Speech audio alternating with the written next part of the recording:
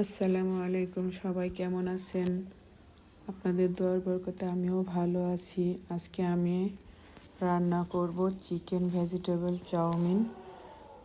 Chowmein রান্না করার জন্য কড়াইতে তেল দেব।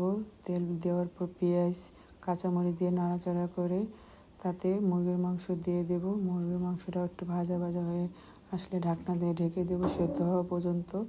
সেদ্ধ হয়ে আসলে গাজর কুচি দিয়ে দেব। গাজর কুচি দিয়ে একটু নাড়াচাড়া করে নেব।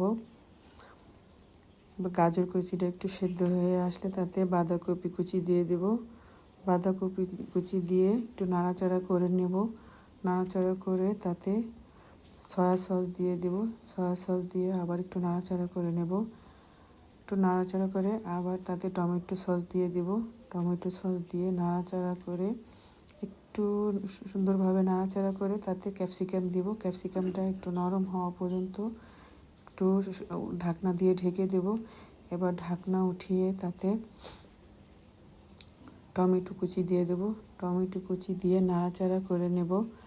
একটু টমেটোটা সেদ্ধ হয়ে আসলে একটু নাড়াচাড়া করে তাতে চাউমিন দিয়ে দেব। চাউমিন দিয়ে ভালোভাবে মিশিয়ে নেব। মেশানো হয়ে গেলে ভাজা ডিম দিয়ে আবার মিশিয়ে নেব। একটা বলে বেড়ে পরিবেশন করব। আল্লাহ হাফেজ।